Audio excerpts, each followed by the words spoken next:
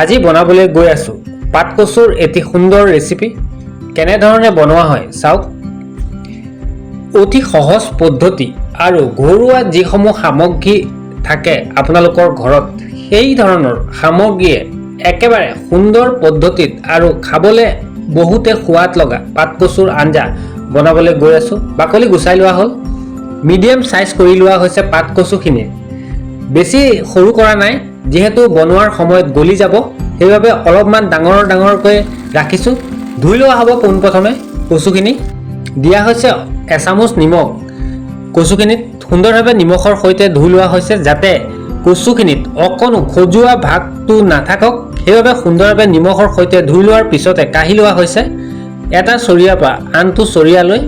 যদিহে আপোনালোকে বনৰীয়া পাতকচুৰ লগত নৰসিংহৰ এটি সুন্দৰ আঞ্জা যদি চাব বিচাৰে, তেনেহ'লে ডেছক্ৰিপশ্যনত লিংক থাকিব, চাই ল'ব পাৰিব। এইখিনি সামগ্ৰীয়ে বনোৱা হ'ব পাতকচুৰ আঞ্জা। কেনেধৰণে বনোৱা হয় চাওক। সম্পূৰ্ণ আজিৰ ৰেচিপিটো ঘৰতে ৰেডি কৰা মছলাৰ সৈতে বনোৱা হ'ব পাতকচুৰ এটি সুন্দৰ ৰেচিপি আপোনালোকৰ মাজলৈ শ্বেয়াৰ কৰিছোঁ। সম্পূৰ্ণ ৰেচিপিটো চাওক। কেৰাহী গৰম হোৱাৰ লগে লগে তেল দি দিয়া হ'ল, আৰু তেল গৰম হোৱাৰ লগে লগে আলুখিনি পোনপ্ৰথমে ফ্ৰাই কৰি লোৱা হ'ব। দিয়া হৈছে হালধি কালাৰৰ বাবে। সুন্দৰভাৱে অলপ টাইম লৰাই পকৰাই ল'ব লাগিব, যাতে সুন্দৰভাৱে আমাৰ আলুখিনি সিজি পৰক। হাফ ফ্ৰাই কৰা হ'ব। দিয়া হৈছে নিমখ, যাতে সুন্দৰভাৱে আলুখিনিত নিমখৰ এটি সুন্দৰ সোৱাদ সোমাই পৰক, সেইবাবে সুন্দৰভাৱে ফ্ৰাই কৰি লোৱা হৈছে। পোনপ্ৰথমে কাঢ়ি লোৱা হ'ব আলুখিনি। হাফ ফ্ৰাই কৰা হৈছে আলুখিনি। এখন থালত কাঢ়ি লোৱা হ'ল। চাওক কি সুন্দৰ এটা কালাৰ আহি পৰিল। তেজপাত দি দিয়া হ'ল গৰম তেলত। এই পদ্ধতিত যদি আপোনালোকে মানকচুৰ আঞ্জা বনায়, তেনেহ'লে খাবলৈ বহুতে সোৱাদ হয়। পিঁয়াজখিনি দিয়াৰ পিছত সুন্দৰকৈ অলপ টাইম ভজাৰ পিছতে দিয়া হৈছে ঘৰতে ৰেডি কৰা মছলা আৰু ৰেড চিলি পাউডাৰ। এই পদ্ধতিত বনক। আৰু দিয়া হৈছে আৰু অকণ নিমখ, আৰু অকণো নিমখ ব্যৱহাৰ কৰা নহয়, যিহেতু আলু আৰু মছলাত দিয়া হৈছে নিমখ, সেইবাবে আৰু নিমখৰ প্ৰয়োজন নাই।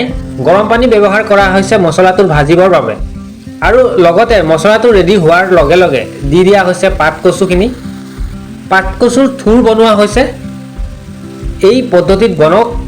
যদি এই পদ্ধতিত বনায়, তেনেহ'লে আপোনালোকে খাবলৈ বহুতে সোৱাদ পাব। ঢাকনা মাৰি দিয়া হৈছে। 5 মিনিটৰ মূৰে মূৰে চাই থাকিব লাগিব, আৰু গেছৰ ফ্লেম একদমেই ল'ত ৰখা হৈছে, যিহেতু ঢাকনা যিমানে মাৰিব সিমানে কচুখিনি গলিবলৈ ধৰিব। আৰু দি দিয়া হৈছে আলুখিনি, হাফ ফ্ৰাই আলুখিনি। অলপ টাইম আকৌ এবাৰ লৰাই পকৰাই লোৱাৰ পিছতে এই পদ্ধতিত বনাই থাকিব লাগিব, যাতে আমাৰ পাতকচুৰ আঞ্জাখিনি অতি সোনকালে হৈ পৰক। ঢাকনা আকৌ এবাৰ মৰাৰ পিছত আকৌ উদঙাই লোৱা হৈছে। 5 মিনিটৰ মূৰে মূৰে চাই থকা হৈছে কচুকে। এতিয়ালৈকে গেছৰ ফ্লেম ল' কৰি থোৱা হৈছে। লগতে দিয়া হৈছে অলপমান নেমু, যাতে খজুৱাৰ ভাৱটোতো নাথাকে মানকচুত, সেইবাবে তথাপিও অলপমান নেমু দিয়া হৈছে, যাতে নখজুৱক। এই পদ্ধতিত বনক, খাবলৈ বহুতে সোৱাদ হয়। আজি আপোনালোকক এটি সুন্দৰ ৰেচিপি বনাই দেখুৱালোঁ। দিয়া হৈছে অলপমান পানী। বনোৱাৰ পদ্ধতি সেইটোৱে। 5 মিনিটৰ মূৰে মূৰে ঢাকনা মাৰি থাকক, আৰু এটা সময়ত যেতিয়া কচুখিনি অলপ অলপ গলিবলৈ ধৰিব, তেতিয়া গেছৰ ফ্লেমটো হাই কৰি আকৌ এবাৰ ঢাকনা মাৰি পেলাই আকৌ ঢাকনা উদঙাই চাওক 5 মিনিটৰ মূৰে মূৰে। এই পদ্ধতিত যদি বনায়, তেনেহ'লে আপোনাৰ পাতকচু যি থুৰ বনাইছে, খাবলৈ সোৱাদ নোহোৱাকৈ নাথাকে। খালি মছলা আৰু নিমখটো হিচাপ পৰিমাণত দিব, যাতে নিমখ যদি বেছি হয়, তেনেহ'লে সকলো আপোনাৰ কষ্ট শেষ হৈ পৰিব। আৰু মছলাটো হিচাপ মতে দিব, যি পদ্ধতিত বনাই দেখুৱালোঁ সেই পদ্ধতিত।